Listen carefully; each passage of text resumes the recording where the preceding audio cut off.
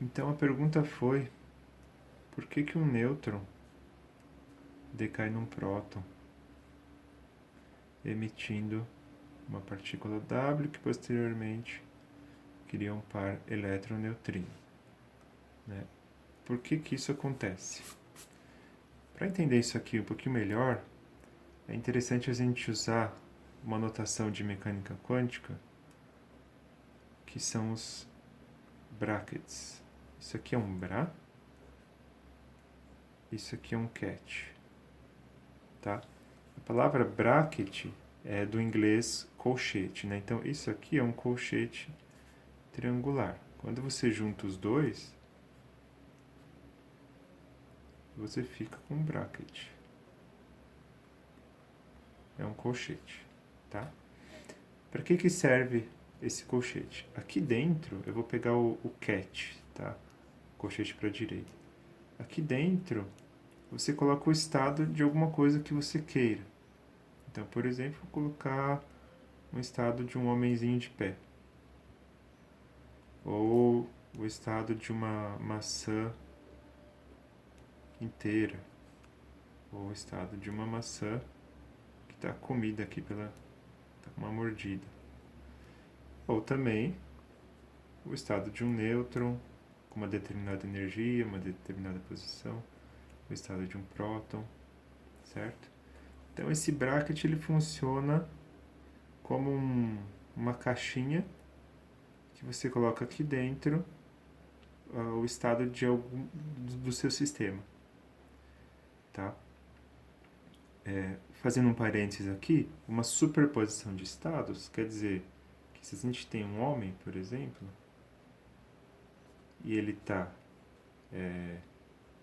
de pé e sentado, deixa eu ver se consigo desenhar um homenzinho sentado aqui,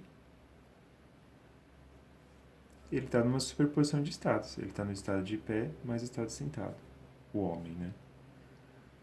Claro que macroscopicamente isso não acontece, mas um elétron ele pode estar numa posição X, numa outra posição X', numa outra posição X duas linhas e por aí vai. Então ele está numa superposição de estados, cada estado com uma posição, simultaneamente. Falta um pouco de linguagem para falar o que isso realmente significa, mas matematicamente é isso, um elétron que está em diversos estados. Para que servem esses brackets, ou como é que eles são úteis para entender por que esse decaimento ocorre? Acontece o seguinte, quando você pega aqui um bracket para a esquerda e multiplica por um bracket para a direita, então a gente coloca aqui o homenzinho de pé à esquerda e o outro homenzinho de pé aqui à direita.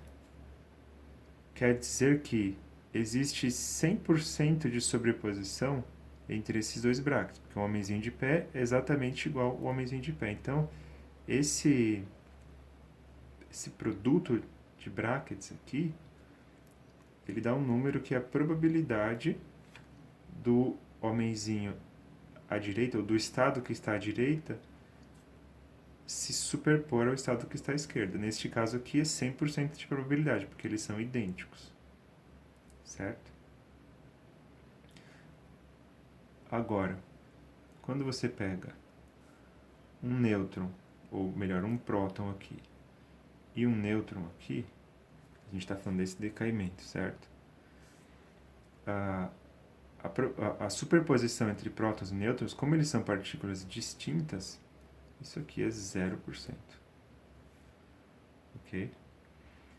Então, como é que um nêutron se transforma num próton? Qual é a probabilidade desse nêutron aqui virar um próton?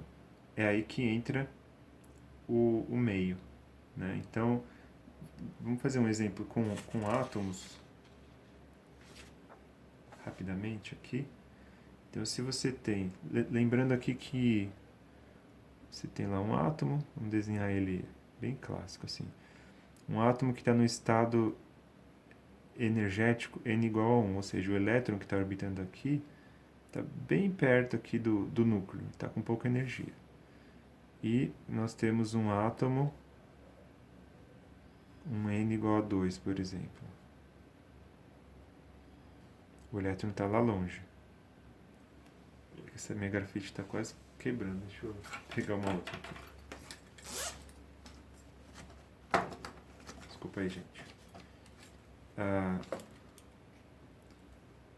Qual que é a probabilidade do N igual a 1 sofrer uma transição para o N igual a 2? É 0. 0%, porque eles são estados distintos. Porém, quando esse átomo está recebendo influências do meio, ou seja, tem luz que está vindo aqui nele, esse meio, ele entra aqui nos brackets, aqui no meio. Então eu vou colocar um M de meio, né? N igual a 2. Esse meio, ele é você pode pensar ele como um operador que está atuando nesse ket, e ele vai modificar esse ket. Então, então assim, M atuando em N igual a 2, ele está atuando aqui.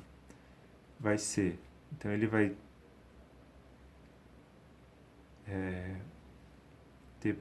vai manter um pouco do N igual a 2, 80%, vamos dizer, só que ele vai adicionar uma contribuição aqui, 20% de N igual a 1. Então ele vai chacoalhar esse átomo aqui, levando esse átomo para uma superposição de estados, e aí quando substitui essa daqui nessa probabilidade, vai ficar N igual a 1, e aí aqui a gente coloca 80% de N igual a 2 mais 20% de N igual a 1. Aí, regra da distributiva. Isso aqui passa para lá, passa para cá. O N igual a 1 com N igual a 2 vai dar 0. Mas o N igual a 1 com N igual a 1 vai dar 20% aqui. Então, vai ser 80% de 1 com 2, mais 1 com 2 é 0. 0. Mais, esse com esse, 20% de N igual a 1 com N igual a 1. Então, vai ter uma probabilidade de 20% quando o átomo está sujeito ao meio, dele sofrer uma transição de 1 para 2, ou de 2 para 1, né? Tá certo? Então, aqui a gente está vendo as duas coisas surgirem, né? Tanto a superposição de estados, quanto o meio. Então, esses dois ingredientes são necessários aqui para que ocorra transições. De fato, não existe uma transição espontânea. Esse elétron que está excitado aqui, ele está lá excitado, aqui em cima, né? E ele viria aqui para baixo, emitindo luz. Essa transição não ocorre espontaneamente. Ela nunca vai ocorrer. Porque 2 com 1 é 0. É preciso que haja um meio aqui e que desencadeie essa reação para ocorrer. De fato, o laser, né? Laser é Light Absorption and Stimulated Emission of Radiation. Então, é a absorção de luz e uma emissão estimulada de radiação. Então, o laser é isso. O laser você tem lá o material, né, cheio de átomos. Esses átomos estão num determinado estado excitado. Todo mundo excitado, porque você põe uma pilha aqui, por exemplo. E aí você joga uma luz aqui, essa luz vai desencadear uma reação no primeiro átomo, ele vai emitir, vamos dizer, 2 ou 3 luzes. Essas luzes secundárias vão desencadear reações nos outros átomos, que vão emitir 4 luzes no total. E aí você vai ter uma reação em cadeia e no final você tem lá o laser, que é um monte de luz. Tá? Então é sempre necessário o meio para jogar esses sistemas em estados superpostos para que então eles possam sofrer essas transições. Bom, ainda fica a questão, por que um nêutron sozinho, tá lá o nêutron paradão, no meio do nada, por que ele decai? Porque ele decai, a vida média dele é 900 segundos, alguma coisa assim. Ele vai para próton, emitindo elétron e neutrino. Se esse nêutron tivesse lá num núcleo com outros nêutrons e outros prótons, a gente até poderia inferir que esses nêutrons e esses prótons estão lá batendo nele e vão desencadear essa reação. Da mesma forma que o laser, né? Mas e se o nêutron estiver sozinho? Ele está lá no vácuo. Bom, aí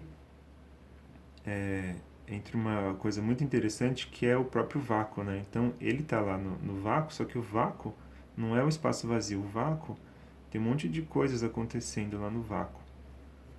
Então são criações e destruições de partículas. Então o vácuo, na verdade, ele é super vivo, né? E aí esse vácuo que vai acabar batendo no nêutron aqui e fazendo com que ele decaia. A mesma coisa vale para o átomo. Na verdade, se você consegue, né, isolar um átomo aqui e colocar ele no estado excitado e ele está lá no vácuo, parênteses, vácuo, mesmo assim ele vai decair. Por quê? Porque esse vácuo aqui, na verdade, não é vácuo. Ele tem um monte de coisinhas acontecendo e, eventualmente, uma dessas coisinhas, né, são a criação de pares, partícula antipartícula. Então, você tem uma partícula aqui, uma antipartícula, elas se criam rapidamente e depois se desintegram. Essa pequena instante aqui, em que ela está viva virtualmente, ela pode bater aqui no elétron e fazer com que a reação aconteça. Então o elétron vai decair do átomo e vai emitir luz.